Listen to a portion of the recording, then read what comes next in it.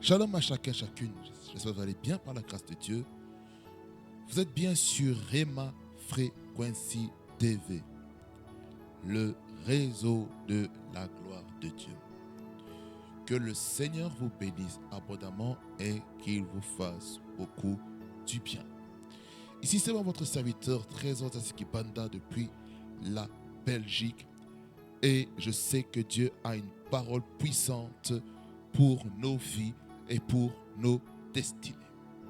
Si c'est votre première fois, je vous invite à vous abonner, à activer la cloche de notification pour avoir de nos nouvelles à chaque moment que nous postons des vidéos, des shorts ou des publications sur cette chaîne YouTube.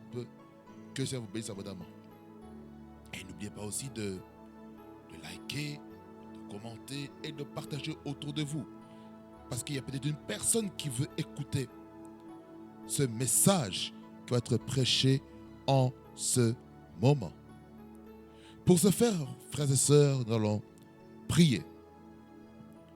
Parce que nous ne pouvons rien faire sans la prière. C'est la prière qui nous permet d'être assis. C'est la prière qui nous permet d'être vraiment édifiés en tout temps et en toutes circonstances. Nous allons prier le Seigneur. Nous prions. Dieu Tout-Puissant, je te remercie, je te loue pour ta souveraineté et ta majesté en ce moment. Tu es le Dieu des esprits des prophètes, le prince de paix, le prince de vie, celui qui nous sauve de la vaine manière de vivre. C'est toi la manne cachée. C'est toi qui transforme des destinées, c'est toi qui change les vies grâce à ta parole. Ta parole déclare que l'homme ne vivra pas de pain seulement, mais de toute parole qui sort de la bouche de Dieu au travers la personne de Jésus-Christ. Koriama kote bristokate ezofikapaposkete gegababa. Que ce moment-ci soit un moment prophétique, apostolique, doctoral, au nom de Jésus. Que ta parole, Seigneur, amène la vie et l'espérance. Au nom puissant de Jésus-Christ, que j'ai ainsi prié. Et que le prédicateur soit loin du Saint-Esprit afin de communiquer tes oracles. Afin que ton peuple, Seigneur, soit touché et visité d'une manière comme d'une autre pour quelque chose de nouveau, de palpable et de tangible. Au nom puissant de Jésus.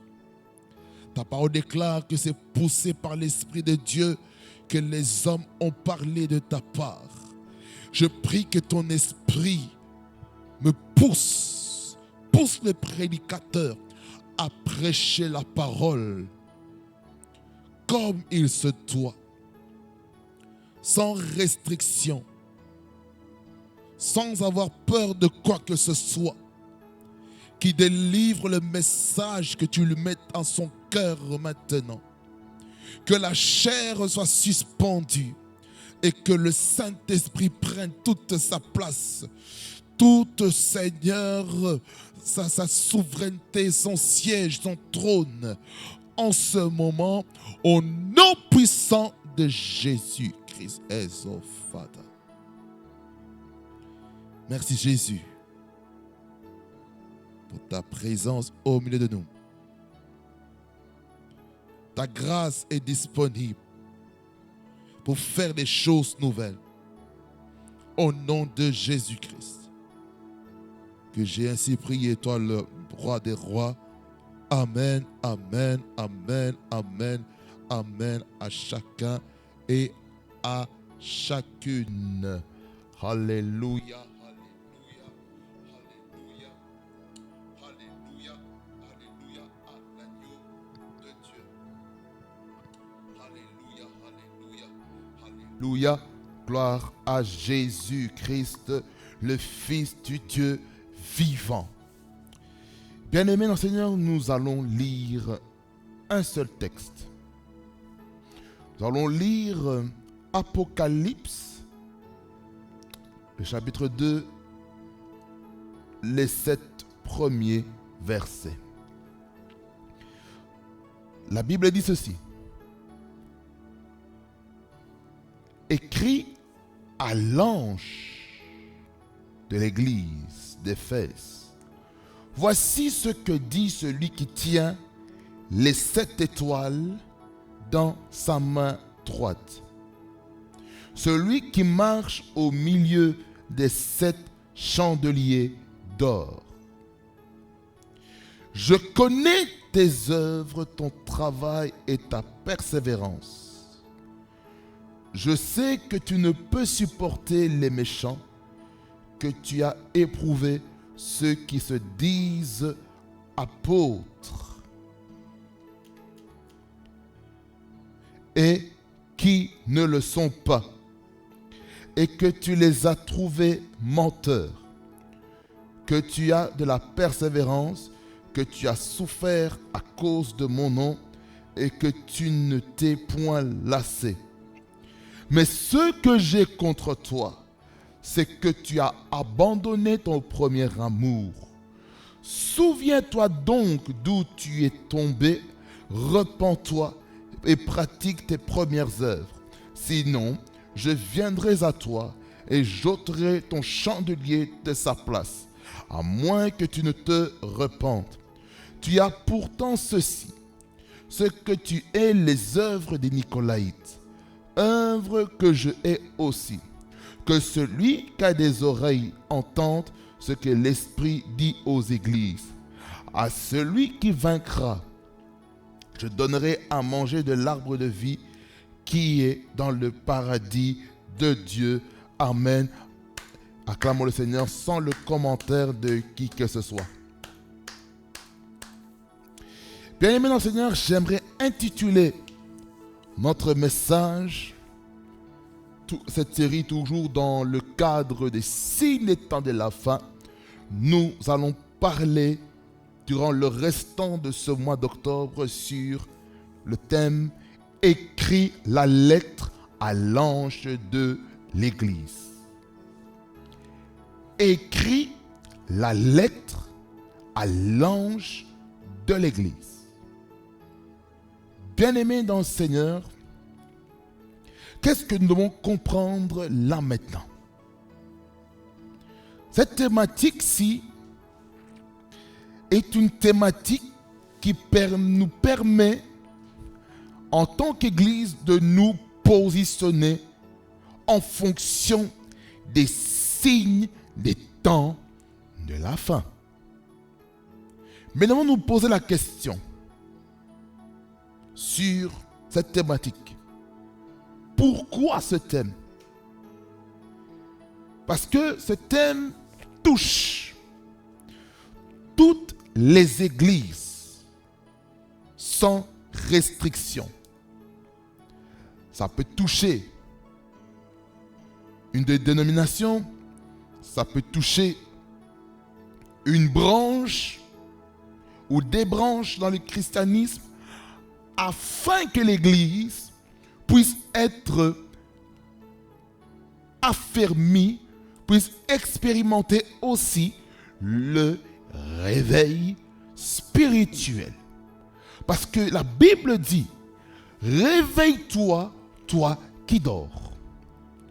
Le but d'un prédicateur, d'un serviteur de Dieu, d'un homme de Dieu, c'est d'amener le réveil dans la vie du peuple de Dieu. Ça veut dire ceci, bien-aimés dans le Seigneur. Ça veut dire que Dieu ne veut pas que l'Église puisse être dans le sommeil spirituel. Et quand on est dans le sommeil spirituel, nous devenons distraits et nous laissons l'ennemi prendre la place dans l'Église afin de fragiliser, afin de freiner l'œuvre que Dieu voulait opérer dans l'Église. Pourquoi encore cette thématique? C'est dans le but que chaque église, chaque assemblée locale, là où est-ce qu'il se trouve, puisse prendre un temps d'arrêt et se dire où est-ce qu'on en est avec la mission que Jésus-Christ nous a confiée sur la terre. Qu'est-ce que Jésus-Christ nous a dit en tant que dénomination? Qu'est-ce que Dieu nous dit en tant que berger, en tant que serviteur de Dieu? Qu'est-ce que Dieu nous dit? Qu'est-ce que Dieu dit dans la dénomination dans son ensemble? Qu'est-ce que Dieu dit dans les branches, que ce soit catholique, protestants, évangéliques, pentecôtistes, que ce soit méthodistes, baptistes, que ce soit kibanguistes, que ce soit branhamistes, les 7 jours, les adventistes, peu importe la sous-division dans le christianisme, qu'est-ce que Dieu nous dit? Qu'est-ce qu'il nous dit? Pour ce faire, nous allons définir quelques termes pour introduire la thématique. Bien-aimés, c'est quoi le verbe? Le verbe écrire, qui est le premier mot que nous prenons, qui fait mention d'écrire la lettre. C'est ça, ce que nous sommes en train de parler. Le verbe écrire du mot grec grapho fait mention d'écrire à quelqu'un dans le but de donner des informations et des directives. On comprend ceci, que le but des lettres écrites est de donner des directives à l'Église. Ici, lorsqu'on va dans Apocalypse chapitre 1er,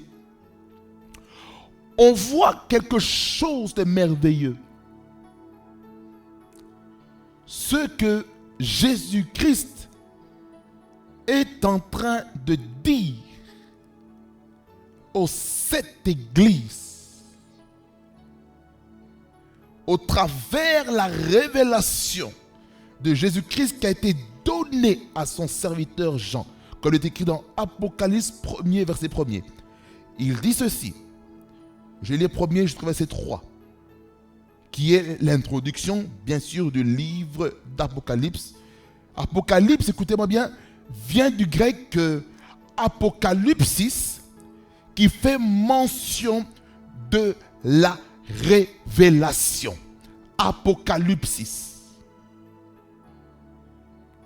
Donc, la Bible dit ceci, révélation de Jésus-Christ que Dieu lui a donné pour montrer à ses serviteurs les choses qui doivent arriver bientôt et qu'il a fait connaître par l'envoi de son ange à son serviteur Jean. Ici on parle ici de l'apôtre Jean. Celui-ci a attesté la parole de Dieu et le témoignage de Jésus-Christ, soit tout ce qu'il a vu.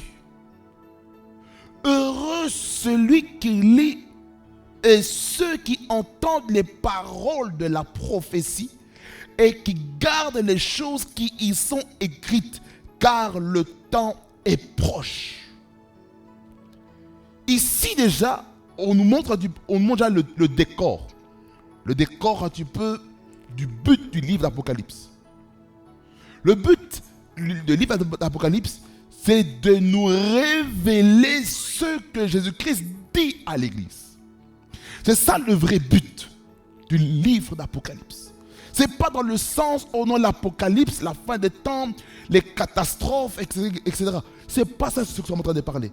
Apocalypse veut dire révélation. C'est ça qu'en anglais, on appelle ça the book of revelation.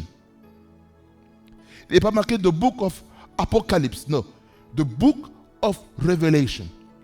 Le livre d'Apocalypse, ou je dirais même mieux, le livre de la révélation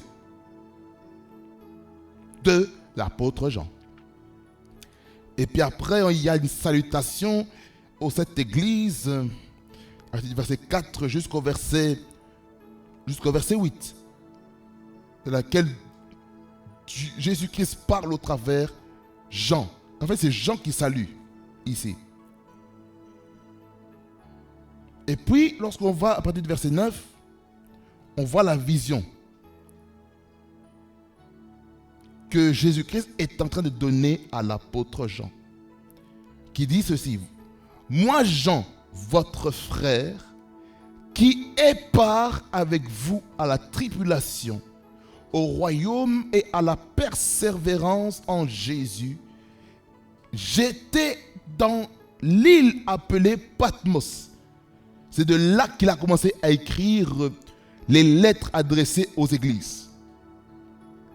À cause de la parole de Dieu et du témoignage de Jésus, je fus saisi par l'Esprit au jour du Seigneur et j'entendis derrière moi une voix forte comme le son d'une trompette qui disait: ce que tu vois, écris-le dans un livre et envoie-le aux 7 églises.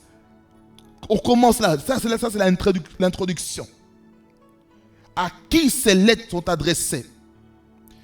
Premièrement à l'église d'Éphèse, deuxièmement à Smyrne, troisièmement à Pergame, quatrièmement à Thyatire, quatrièmement à Sardes, sixièmement à Philadelphie et septièmement à Laodicée. Donc, toutes les lettres que nous voyons à partir d'Apocalypse 2 et le chapitre 3 proviennent déjà de ce que Jésus a dit par l'Esprit de Dieu d'écrire par rapport aux églises. Et puis, qu'est-ce qui se passe dans cette expérience glorieuse? Il est écrit: je me retournai pour savoir quelle était la voix qui me parlait. Et après m'être retourné, je vis 7 chandeliers d'or. Et au milieu de 7 chandeliers, quelqu'un qui ressemblait à un fils d'homme, vêtu d'une longue robe et ayant une ceinture d'or et sur la poitrine.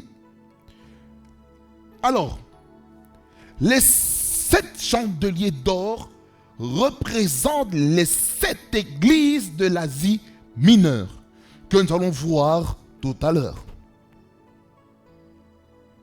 Et puis là, on voit une description de Jésus-Christ dans toute sa gloire et sa splendeur.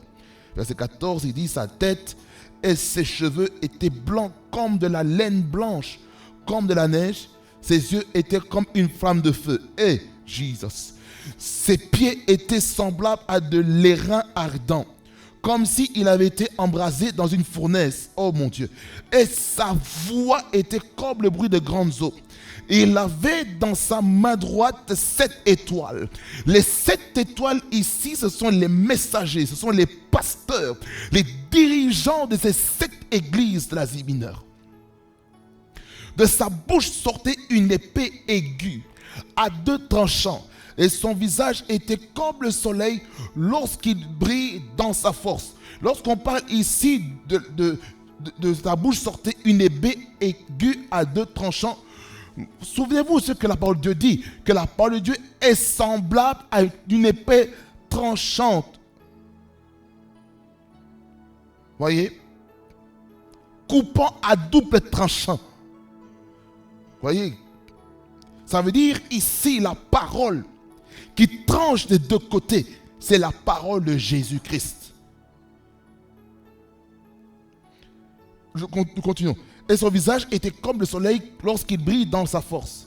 Quand il a vu cette vision, qu'est-ce qui s'est passé? Quand je le vis, je tombais à ses pieds comme mort. Ça ici, je vais juste ouvrir une parenthèse. C'est la raison pour laquelle dans certains endroits, dans certaines églises, lorsque la présence de Dieu est tellement forte, tu tombes sur l'onction. Alors j'aimerais dire ceci. Lorsque vous voyez ces choses, ce n'est pas du spectacle. Les personnes qui disent que les personnes qui tombent à l'église sous l'onction, ce n'est pas des blagues, ce n'est pas des racontards. Il y a des gens dans la Bible qu'on lit ici, de manière dogmatique et systématique ici. On voit qu'il y a même des personnes qui tombent, qui s'évanouissent à cause de la puissance de Dieu. Ça m'est arrivé aussi d'être assommé par la puissance de Dieu, sous l'onction, cloué par terre. Impossible de se lever. Tu entends tout autour de toi, mais ton corps ne peut pas se lever. Tellement que l'onction, la gloire de Dieu, la shekinah de Dieu te prend. Ça te prend. Et tu ne sais pas comment tu as fait pour te trouver au sol. À cause de quoi? L'expérience. La puissance de Dieu qui agit. Ceci n'est pas notre sujet. Je ferme. Il posa sur moi sa main droite en disant: ne crains point. Je suis le premier et le dernier et le vivant. J'étais mort et voici je suis vivant au siècle des siècles. Je tiens les clés de la mort et du séjour des morts. Écris donc ce que tu as vu, ce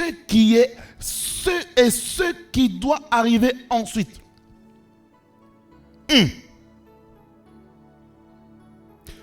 Ce que tu as vu, c'est la vision, l'expérience que tu as eue.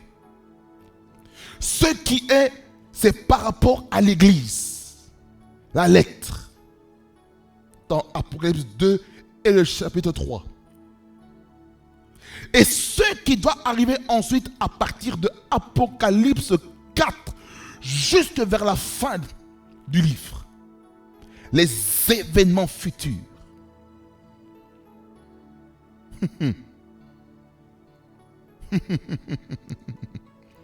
Écris, oh Jéhomakassi, les grâces tabac. Écris donc ce que tu as vu, ce qui est et ce qui doit arriver ensuite. Le mystère des 7 étoiles que tu as vu dans ma main droite et des 7 chandeliers d'or. Voici l'explication qui est en train de dire par rapport aux 7 étoiles et aux 7 chandeliers d'or. Regardez ce qu'il est écrit.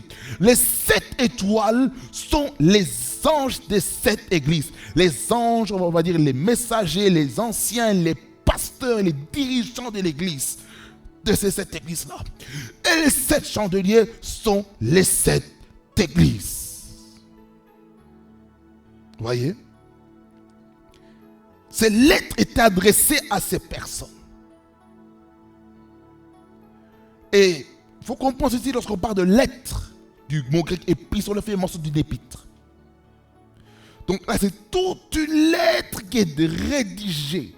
Apocalypse 2, 3, qui doit être adressée fidèlement à l'église.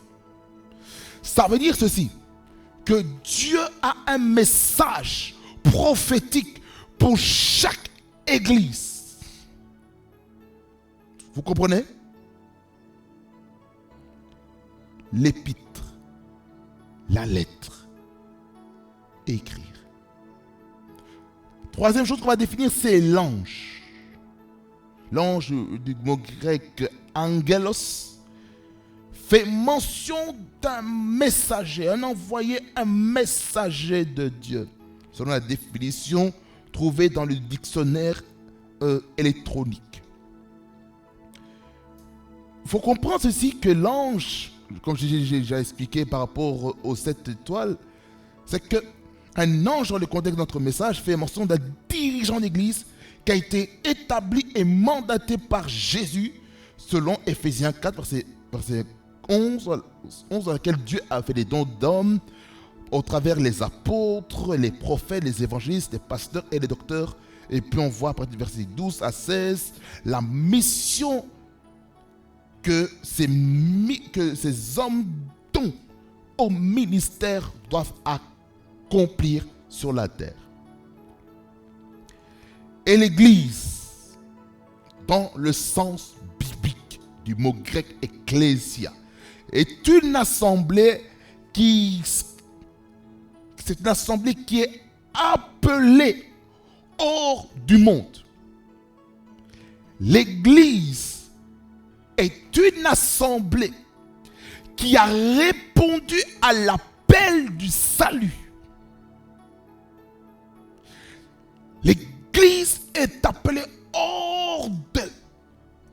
Et le mot ecclésia est subdivisé en 2 mots, en ekkaleo ou ecclésis, qui veut dire appelé hors de. Ça veut dire que pour appartenir à l'Église, nous devons répondre à l'appel du salut en recevant Jésus-Christ comme Seigneur et Sauveur. Alors, étant donné que nous avons défini en long et en large l'introduction de cette thématique, maintenant nous pouvons décoller avec la première église qui fait partie de notre texte de base, qui est Apocalypse 2, verset 1er jusqu'au verset 7. Regardez ce que dit le texte. Ici, on voit comment l'apôtre Jean est en train d'introduire auprès de l'église d'Éphèse, sous le Saint-Esprit dans lequel l'Esprit de Dieu, dans le chapitre 1er, avait ordonné d'écrire aux anges de cette église. Regardez ce qu'il est écrit. Écrit à l'ange de l'église d'Éphèse, ou écrit au pasteur de l'église d'Éphèse, ou écrit aux dirigeants de l'église d'Éphèse. Voici ce que dit celui qui tient les 7 étoiles dans sa main droite. Ça veut dire ceci, les serviteurs de Dieu sont entre les mains de Jésus.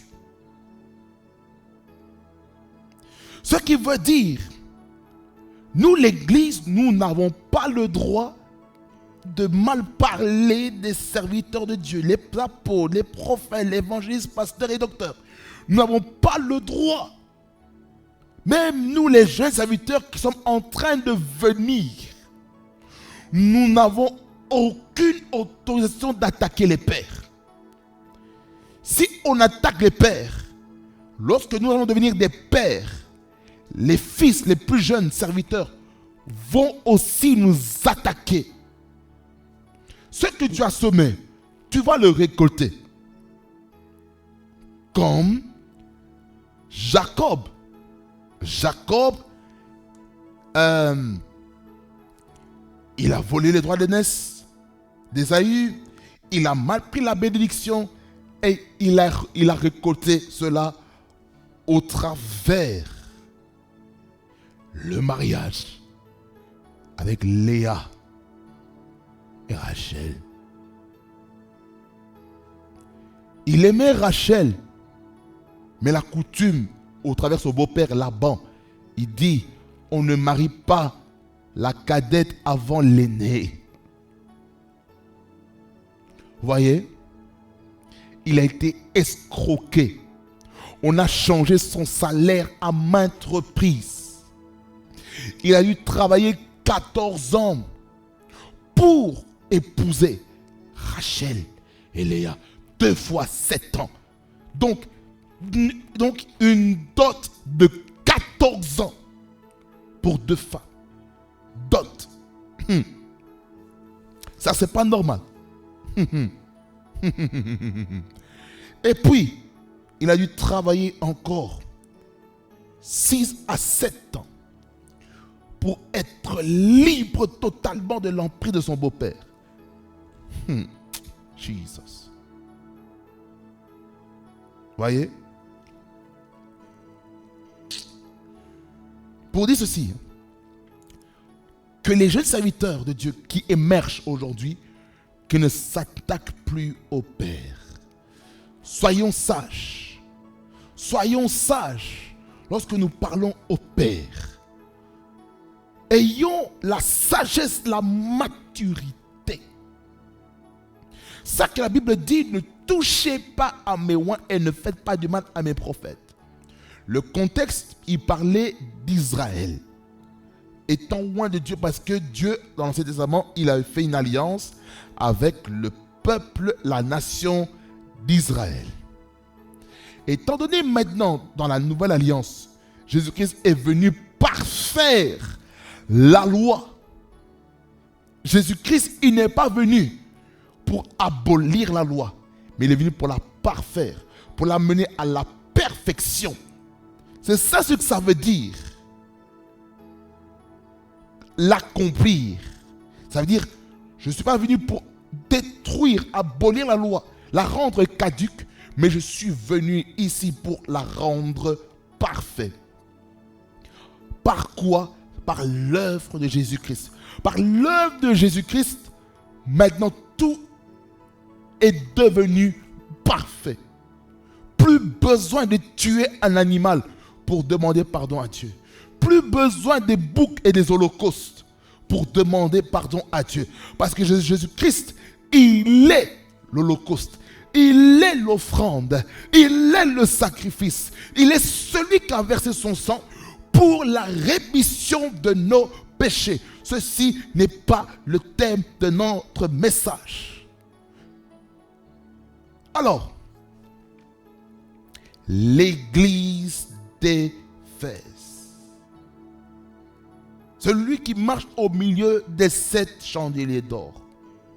Ça veut dire que Jésus-Christ, il est celui qui règne. Il est celui qui dirige les églises locales. Là où est-ce qu'il y a le chandelier? Ici, le chandelier représentait les 7 églises d'Asie mineure. Ma question est ceci à nos églises locaux. Est-ce que nos églises ont le chandelier d'or ou pas? Est-ce que les étoiles qui dirigent nos églises, est-ce qu'ils sont entre les mains de Jésus? C'est ça la question qu'il faut se poser. Alors, avant que je touche le texte, nous allons faire une description géographique et historique de l'église d'Éphèse et particulièrement de la ville d'Éphèse, afin que chacun d'entre nous, nous soyons en mesure de situer le contexte géographique et historique de l'époque pour que nous puissions comprendre l'actualité d'aujourd'hui. Alors, soyez attentifs. Parce que je vais lire ici. Et puis après, nous allons aller dans le texte maintenant pour toucher les points. Regardez ce que j'ai écrit. L'église d'Éphèse est située dans une ville dans l'Éther, à 5 km environ de la mer. Mais l'embouchure du fleuve Caïstre, en facilitant l'accès et constituant le plus grand port d'Asie mineure. Vous voyez déjà la position déjà géographique qu'il y avait dans le temps. Éphèse se trouvait au carrefour de 4 grandes voies commerciales, raison pour laquelle on l'a considérée comme la porte d'entrée d'Asie. Vous voyez, les échanges commerciaux, l'économie, les entreprises, les modes de transport fluvial, maritime, que ce soit sur la route. Là, il n'y avait pas encore d'avion. Il n'y avait que les bateaux, les chars de chevaux, tout ce qu'on veut pour transporter la matière première, la nourriture, l'argent, des pièces, des cycles d'argent, d'or, bronze, tout ce qu'on veut.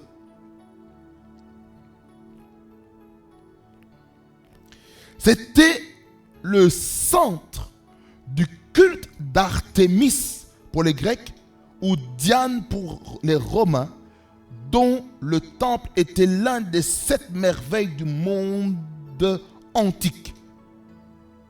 On comprend déjà ici que la ville d'Éphèse détenait aussi des divinités païennes, des divinités profanes. C'est pour dire ceci. Dans chaque ville où se trouve une église, il y a forcément quelque part une divinité païenne, une divinité occulte, franc-maçonnique, tout ce qu'on veut. C'est ça ce que nous devons comprendre par rapport déjà à la description historique, afin que nous puissions ouvrir les yeux sur les réalités spirituelles, les réalités territoriales qui dirigent les villes, les provinces, les régions, les nations, les continents, le monde entier. Il y a des princes dans la dimension de l'esprit qui fait tout pour que l'Église ne s'asseye pas pleinement dans la parole de Dieu. Ces principautés empêchent l'Église de progresser. Quelqu'un dit Amen. L'apôtre Paul a exercé son ministère pendant 3 ans. Selon Actes 20, le verset 31. Nous allons lire rapidement et puis nous continuons la lecture. 20, 31. Il dit: veillez donc, vous souvenant que durant 3 ans, je n'ai cessé nuit et jour d'exhorter avec larmes chacun de vous. Parce que là, on voit ici le voyage missionnaire que l'apôtre Paul est en train de faire pour aller dans une autre ville. Ceci n'est pas notre sujet. Tous ceux qui vont comprendre, l'apôtre Paul était vraiment en mission. Alors nous lisons. Et rencontra plus tard les anciens de cette église, l'église qui d'Éphèse, alors qu'il était en route pour Jérusalem. Là, je vous laisse lire tout l'acte des apôtres chapitre 20 pour une meilleure étude systématique. Timothée, Tychique et l'apôtre Jean ont exercé un ministère dans cette église. Ça veut dire par là quoi? Il y avait des orateurs qui prêchaient dans cette église. Alors, le concept de pasteur invité, des orateurs invités par le pasteur principal, ne date pas d'aujourd'hui. Déjà au 1er siècle, après Jésus-Christ, on a déjà vu dans l'histoire du christianisme déjà des personnes qui prêchaient déjà la parole. Ils prêchaient déjà la parole. Ils faisaient un travail, chacun avait sa grâce pour semer dans la vie des gens. Et c'est à ça que l'Église doit arriver. L'Église aujourd'hui doit arriver à un stade où on doit reconnaître la grâce de l'un et de l'autre. Peut-être toi, tu n'as peut-être pas la grâce de la délivrance. Mais invite quelqu'un qui a la grâce de la délivrance, qui va libérer dans cette église, afin que toi, tu deviennes aussi un participant de cette grâce. Et c'est là où est-ce qu'il y a le concept aussi de semer, on appelle ça l'offrande du prophète.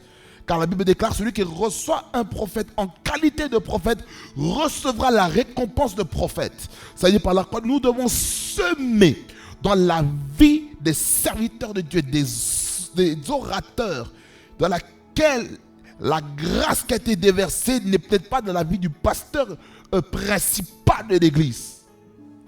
Voyez? Raison pour laquelle nous devons quitter absolument toute compétition qui pourrait amener la faiblesse dans l'église. Je ferme la parenthèse. L'apôtre Jean se trouvait à Éphèse lors de son arrestation par Domitien et il fut exilé à 80 km environ à Patmos, qu'on a lu dans Apocalypse 1er, le verset 6. Alors, il faut comprendre déjà,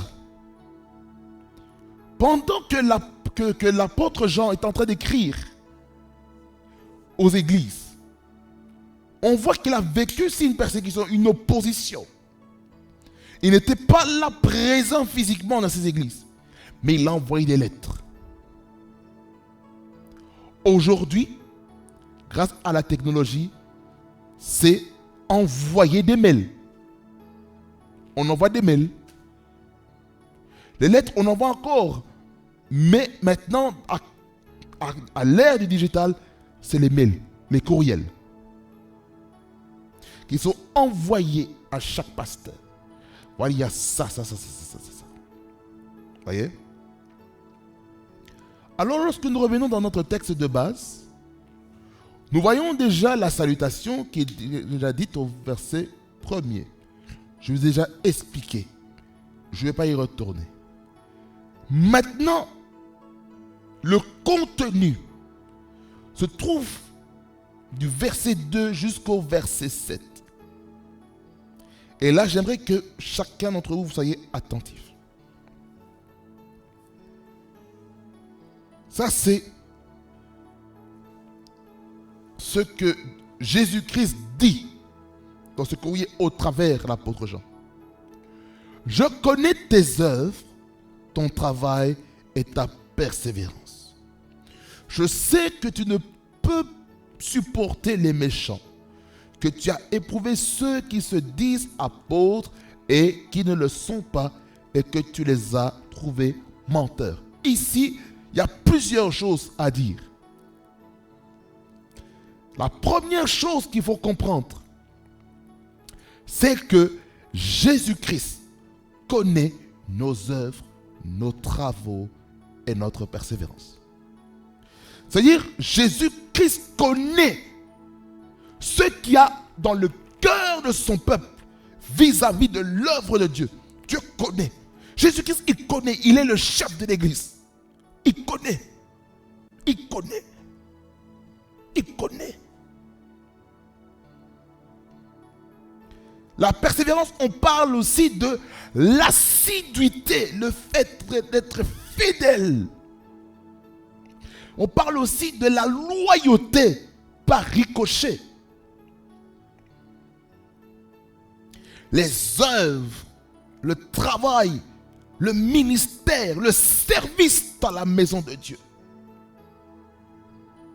Je sais que tu ne peux supporter les méchants. Ça veut dire par la croix. C'était une église qui haïssait la méchanceté. Ça veut dire que dans cette église, il était interdit d'être méchant. Et aujourd'hui, dans nos églises, malheureusement, il y a la méchanceté. La méchanceté dans les cœurs, qui se manifeste même dans notre caractère et notre comportement. C'est comme ça qu'il y a des problèmes dans les églises, parce que notre cœur n'est pas bon. La méchanceté. On peut servir Dieu, mais avec un cœur mauvais. On peut prier, adorer le Seigneur. Oh Seigneur, Dieu, tu es fidèle. Tu es fidèle, Seigneur. Tu commences à pleurer. Tu pleures. En sachant que dans ton cœur, tu as de la haine vis-à-vis de quelqu'un.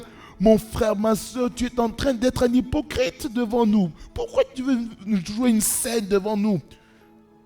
Te faisant voir comme quelqu'un qui se répand, mais en réalité, il ne se répand pas. Mais mon bien-aimé, mais ça ne sert à rien de venir à l'église. Reste chez toi à la maison.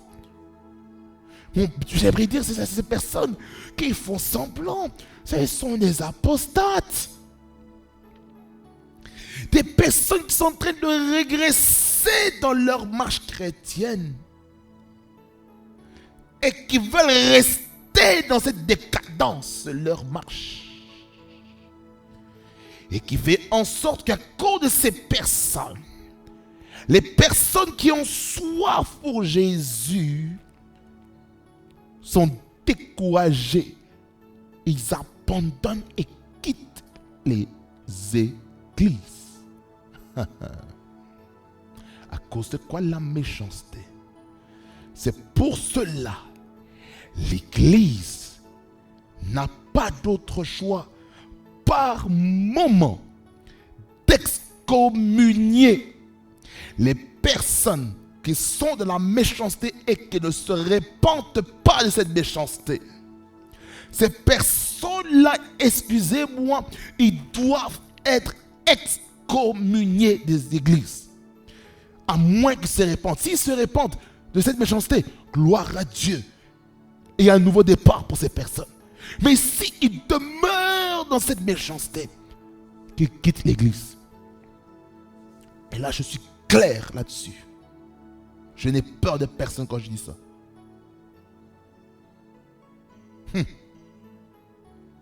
Que tu as éprouvé ceux qui se disent apôtres et qui ne le sont pas, et que tu les as trouvés menteurs. Le discernement du ministère. Ça veut dire qu'il y a des personnes qui peuvent venir à l'église comme des orateurs. En réalité, ils ne sont pas des vrais serviteurs de Dieu. Raison pour laquelle les chrétiens doivent être affermis dans la parole de Dieu. Tu ne peux pas être un chrétien qui est dans une église locale, qui n'a pas de discernement. Aujourd'hui, on vient à l'église. On vient à l'église sans notre cerveau. On laisse notre cerveau dehors, dans le parking ou dans la rue. On rentre à l'église comme des imbéciles. Et puis on avale tout sans discerner, sans analyser, sans scruter. Et c'est pour ça que ces personnes sont déçues. Pourquoi? Parce qu'ils n'ont pas discerné. Les chrétiens de Béret sont les meilleurs. Pourquoi? Parce que lorsque les apôtres étaient en train de prêcher, d'enseigner la parole, qu'est-ce qu'ils faisaient? Ils allaient dans les saintes écritures afin de vérifier l'authenticité des informations ou de la doctrine, des enseignements qui sont en train d'être enseignés. C'est comme ça qu'on va échapper à ceux qui se disent apôtres et qui ne le sont pas. En d'autres termes, ça veut dire quoi? Il y a des personnes qui aiment le titre, que ce soit d'apôtres, prophètes, évangélistes, pasteurs et docteurs, mais en réalité, ils ne sont pas apôtres apôtre, prophète, évangéliste, pasteur, docteur. Si tu es frère, reste frère. Si tu es diacre, reste diacre. Si tu es ancien, tu es ancien. Si tu es berger, tu es berger. Alors mon frère, ma soeur, pourquoi tu veux prendre le titre que tu n'as pas? C'est comme si tu allais dans une église, on m'introduit au prophète Trésor Zeskibanda, au apôtre. Je ne suis pas encore apôtre, je ne suis pas encore prophète, je ne suis pas encore évangéliste, je ne suis pas encore pasteur ni docteur, je ne suis juste qu'un frère, juste un simple exhortateur.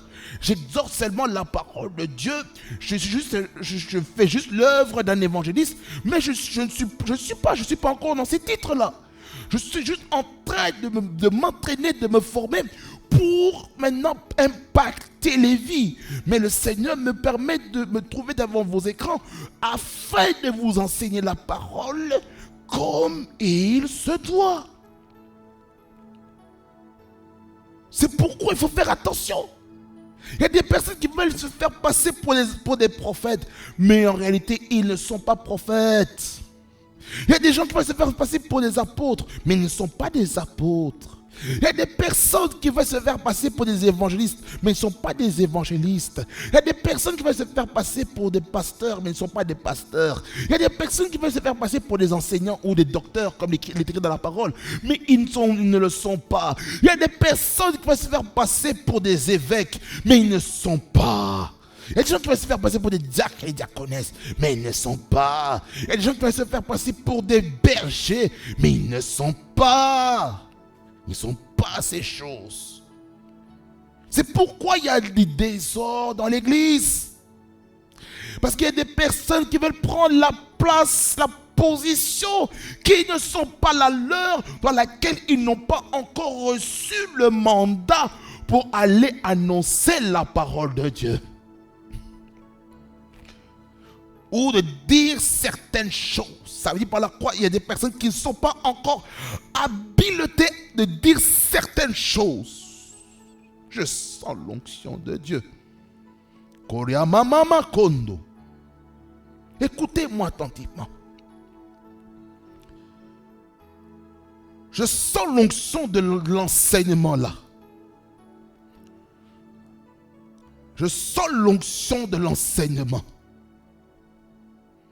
Je sens l'onction de l'enseignement.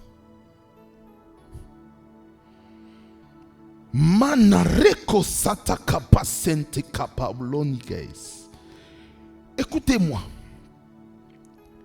Lorsque l'église, lorsque les membres de l'église connaissent leur place et leur rôle dans l'ordre et l'organisation que le Saint-Esprit met dans une église locale, tout se passera dans de bonnes conditions. Amen. Alors, le discernement est très important. Verset 3, on nous dit ceci, que tu as de la persévérance, que tu as souffert à cause de mon nom et que tu n'étais point lassé. Ça veut dire ceci, il y a des personnes dans l'église qui sont en train de souffrir à cause du nom de Jésus. Combien de personnes qui n'étaient pas chrétiens, naissant dans une famille non chrétienne, je dirais païenne ou profane, et dans leur vie à Christ, ils vivent des persécutions dans leur famille. Pourquoi? Parce qu'ils ont donné leur vie à Jésus-Christ. Ils ont donné leur vie à Jésus-Christ, ils vivent des choses, des difficultés. Mais ces personnes ont décidé de persévérer, d'être assidus à une cause noble. Cette cause noble, c'est être en Jésus-Christ. Ils ne se sont pas fatigués, malgré les oppositions. Ils ne sont jamais fatigués. Ça veut dire ceci, celui qui est en Christ et à Christ doit rester persévérant, peu importe les situations qui peuvent se passer autour d'eux. Mais parfois, il y a des problèmes dans lesquels nous devons éviter. Il y a des personnes parfois qui doivent quitter certains milieux pour se protéger. Pourquoi? Parce que il y a peut-être des choses que tu portes qui peuvent être un danger pour toi. Il a dit que Jésus-Christ, lorsqu'il est né, déjà sa naissance était déjà menacée. Lorsqu'il est né, il est menacé parce que le roi Hérode veut le tuer. À cause de quoi? Parce qu'on a annoncé qu'il y a un nouveau roi qui est né. Dans une mangeoire où ça à Bethléem, la maison du pain.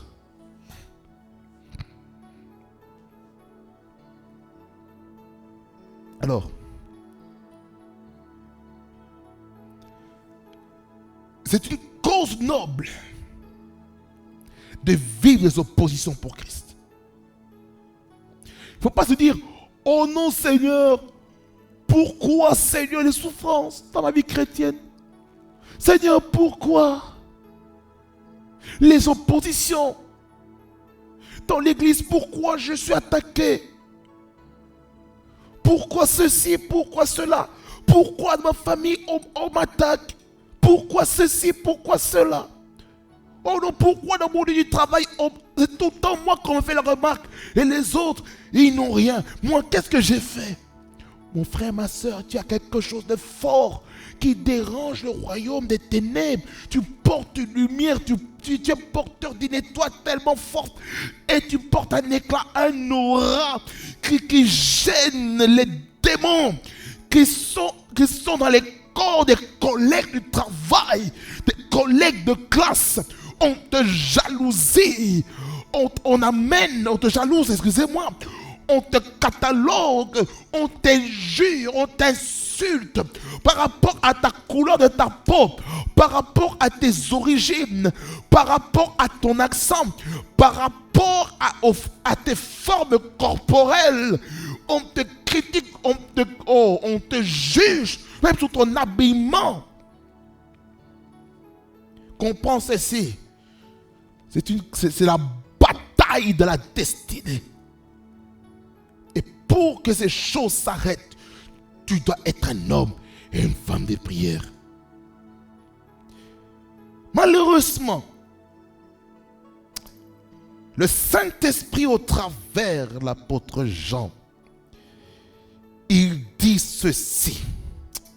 Mais ce que j'ai contre toi, c'est que tu as abandonné ton premier amour. Le premier amour, c'est quoi? C'est que dans cette église-là, ils ont commencé à mettre des principes religieux froids et mécaniques. Ça veut dire, au lieu d'être conduit par le Saint-Esprit, au lieu de faire les œuvres dirigées par le Saint-Esprit, maintenant, ils commencent à faire les choses mécaniquement. Avec l'esprit de la religion. La liturgie. Oh non, on est habitué de faire telle chose de telle manière. C'est bien. Tel dimanche, qu'est-ce que Dieu dit? C'est bien. Oh non, on va faire le culte de telle manière. C'est bien. Ma question est ceci. Qu'est-ce que l'Esprit de Dieu dit pour le culte? Est-ce que tu as prié pour le culte? Est-ce que tu sais ce que Dieu veut faire dans ce culte? Tu ne sais peut-être pas. Pourquoi? Parce que tu es distrait. Et lorsqu'on est distrait, qu'est-ce qui se passe? Maintenant, on fait les choses à notre guise. On veut faire les choses mécaniquement. On veut faire les choses selon notre compréhension, notre intelligence humaine. Plutôt d'utiliser l'intelligence spirituelle céleste pour l'amener ici sur la terre, dans les églises locales, pour que le Saint-Esprit se sente à l'aise de se mouvoir Il y a des pères, écoute,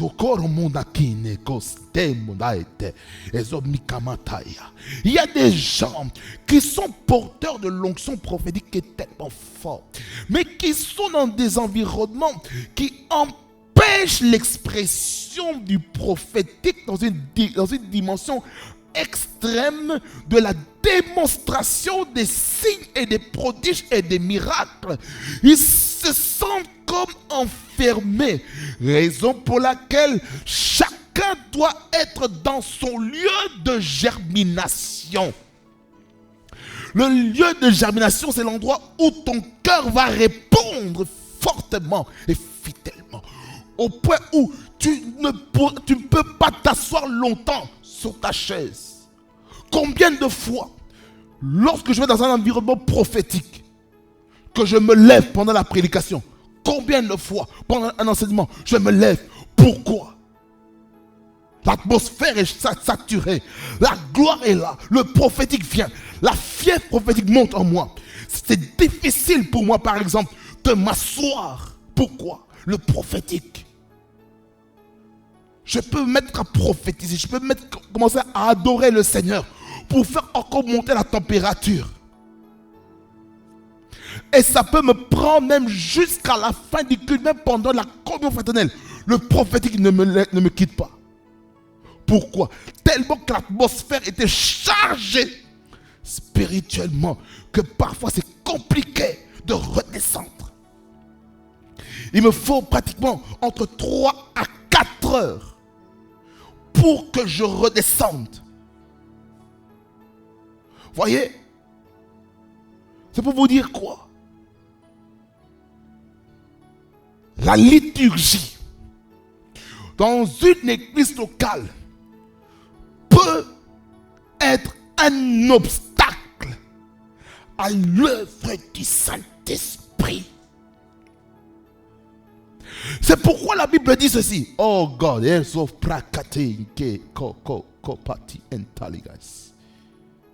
la Bible dit ceci dans 1 Thessaloniciens 5, le verset 19. Il dit, n'éteignez pas l'esprit. N'éteignez pas l'esprit. Combien d'églises locales aujourd'hui ont éteint l'œuvre du Saint-Esprit? Lorsque Dieu voulait prophétiser au travers de quelqu'un, on a dit, oh non, tais-toi. Non. Combien de fois le Saint-Esprit voulait que tu ailles dans une autre direction au niveau de la prédication, mais tu es resté dans le script de ta prédication. Tu as dit, oh non, moi je vais suivre la ligne conductrice de ma prédication au lieu de prêcher avec ton cœur. Voyez, lorsqu'on prêche avec le cœur, il y a plus d'impact que de prêcher selon les écrits qu'on peut avoir. Ça peut être une base que le Seigneur veut que tu utilises. Mais la finalité, c'est le Saint-Esprit lui-même qui sait de quoi l'Église a besoin. Il y a des moments où il faut prêcher avec son cœur. Il faut parler de cœur à cœur. Il y a des moments où il faut parler de cerveau à cerveau. Ça c'est quoi? C'est l'enseignement. Le cœur à cœur, c'est la prédication. Et aussi l'exhortation par ricochet. Alors, Jesus. L'onction prophétique est sur moi. Karamamabaskanta. Karababasketa brasta kabababa. Verset 5. Il dit ceci. Souviens-toi donc d'où tu es tombé. Là ici c'est quoi? C'est avoir une prise de conscience de son état.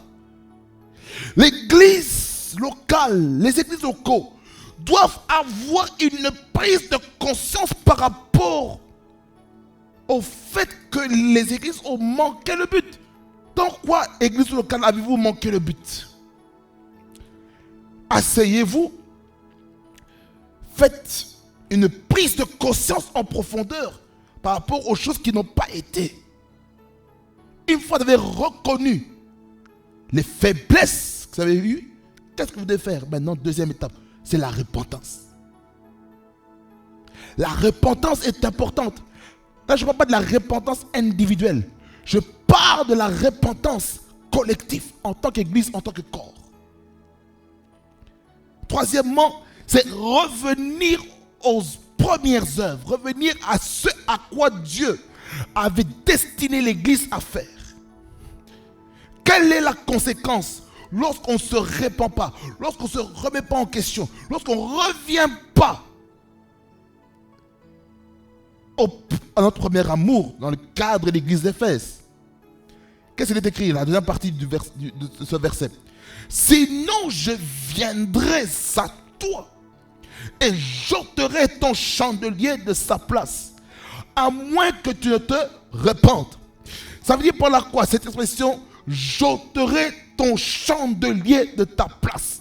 Ça veut dire ceci: toute église locale qui ne revient pas à leur premier amour, le Seigneur Jésus-Christ va permettre la sécheresse, voire même la fin de l'existence de cette église locale. C'est la vérité. Pourquoi certaines églises ferment? Il y a, pour d'autres, ce sont des soucis financiers. Pour d'autres, c'est Jésus-Christ lui-même qui a enlevé votre chandelier. Ça veut dire que vous prenez de la place inutilement. Étant donné que vous prenez de la place inutilement, qu'est-ce que Jésus-Christ fait? Eh bien, il vous disqualifie. Ça veut dire qu'il y a des églises locales que le Seigneur Jésus-Christ a disqualifiées parce qu'ils ne faisaient pas ce que Jésus-Christ demande. Je vous dis la vérité. Peu importe les prières des serviteurs de Dieu, des servants de Dieu dans cette église, si c'est Jésus-Christ qui enlève, qui ôte le chandelier de sa place, je vous dis, aucun homme ne pourra rien faire. Personne. Personne. Raison pour laquelle nous devons revenir à la mission que le Seigneur Jésus attend de nous. Alors, dans le verset 6, on voit quelque chose de fort. Car pourtant, ceux-ci, ce que tu es, les œuvres des Nicolaïtes, œuvres que je hais aussi. Les œuvres des Nicolaïtes proviennent d'un diacre appelé Nicolas. Lorsque les hellénistes ont demandé qui est des diacres. Je vous lis Acte 6, les 6 premiers versets. Je vous lis rapidement pour vous expliquer un peu le contexte de qui était Nicolas. En ce temps-là, le nombre des disciples augmentant, les hellénistes murmurèrent contre les Hébreux parce que leurs veuves étaient négligées dans la distribution qui se faisait chaque jour. Les 12 convoquèrent la multitude des disciples et dirent: il n'est pas convenable que nous laissions la parole de Dieu pour servir aux tables. C'est pourquoi, frères, choisissez parmi vous 7 hommes de qui l'on rende un bon témoignage, qui soient pleins d'Esprit Saint et de sagesse, et que nous chargerons de cet emploi. Et nous continuerons à nous appliquer à la prière et au ministère de la parole. Cette proposition plut à toute l'assemblée. Voici maintenant les noms qui a été élus, qui a connu une élection. Étienne, homme de foi et d'Esprit Saint. Philippe, Procor, Nicanor, Timon, Parménas et Nicolas, prosélyte d'Antioche. Ils les présentèrent aux apôtres qui, après avoir prié, leur imposèrent les mains. c'était un diacre. Le diacre Nicolas. Mais on voit selon les commentateurs, que il a commencé à dévier. Il a commencé à dévier en donnant la licence du péché, la licence de vivre dans le péché sous le nom de la grâce. Aujourd'hui, est-ce que dans nos églises, est-ce qu'il n'y a-t-il pas des personnes qui pêchent sous prétexte qu'on est dans la dispensation de la grâce? N'est-ce pas? Je vous pose cette question. Nous ne sommes-nous pas dans cette période où dans certaines églises, il y a des prédicateurs, malheureusement, qui légalisent, qui légitimisent de vivre dans le péché au nom de la grâce.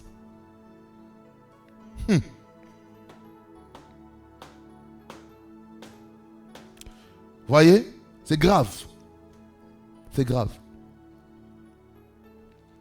Comprenons ceci. Les œuvres des Nicolaïtes se ressemblent à peu près à la doctrine de Balaam que nous verrons plus tard. Pas dans ce message, mais on va étudier une autre église pour vous expliquer en long et en large. Alors, les 6 premiers versets, verset 2 jusqu'au verset 6, s'adressaient à l'église locale. Maintenant, le verset 7, selon les commentateurs, maintenant c'est adressé aux individus. Il se peut que l'église locale ne fasse pas la mission de Jésus-Christ.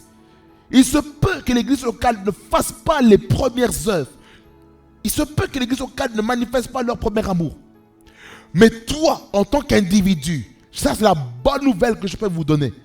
C'est que toi, tu décides de toi-même de revenir au premier amour. Par la prédication, l'évangélisation de la parole de Dieu. Tu le fais. Et la grâce de Dieu va se manifester. Regardez ce qui est écrit. Que celui qui a des oreilles entend ce que l'Esprit dit aux églises. Celui fait mention d'une personne, un individu. À celui qui vaincra, je donnerai à manger de l'arbre de vie qui est dans le paradis de Dieu.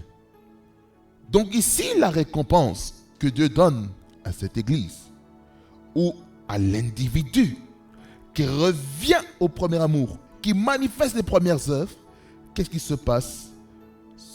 C'est que ils mangeront l'arbre, le fruit de l'arbre de la vie éternelle.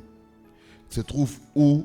Au paradis, le ciel, la promesse du ciel.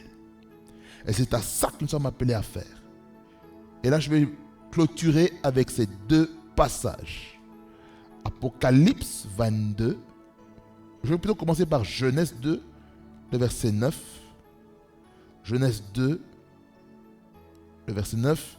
Il dit, l'Éternel Dieu fit pousser du sol des arbres de toute espèce, agréables à voir et bons à manger, et l'arbre de la vie éternelle au milieu du jardin, et l'arbre de la connaissance du bien et du mal. Ça, on revient dans la création, dans laquelle il y avait un arbre de la vie au milieu du jardin. Voyez? Et la récompense qu'on va recevoir maintenant dans le livre d'Apocalypse, retourne encore dans le livre d'Apocalypse. Apocalypse 22, le verset 2, il dit, au milieu de la place de la ville et sur les 2 bords du fleuve, il y avait un arbre de vie qui est mentionné dans Genèse 2, 9, produisant 12 fois de fruits. Ah! Rendant son fruit chaque mois et dont les feuilles servaient à la guérison des nations. Oh, alléluia. Yabasa, akobobobo, site, ekopati akasita, ekomaestoke. Lorsque on est en Christ, lorsqu'on est à Christ, comprenez ceci, ce passage me donne l'espérance pour dire ceci. Lorsqu'on est en Dieu, lorsqu'on a la promesse du ciel, il faut comprendre que chaque mois, nous allons porter du fruit grâce à l'arbre de vie qui produit 12 fois des fruits, qui fait mention que chaque mois, il y avait des fruits, chaque mois, et que les feuilles ici servaient à guérir les nations. Voyez, raison pour laquelle on doit revenir à notre premier amour. Et lorsqu'on revient à notre premier amour, Dieu fait des choses puissantes dans nos vies. Amen. Que le Seigneur vous bénisse abondamment.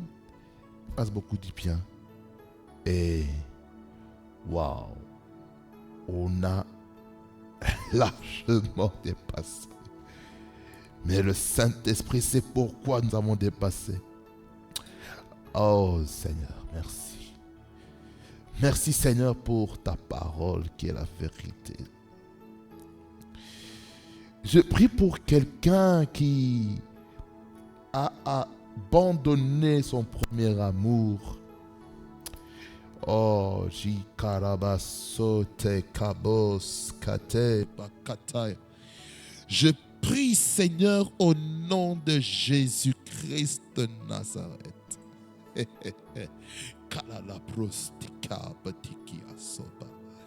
Je prie Seigneur par la puissance du nom de Jésus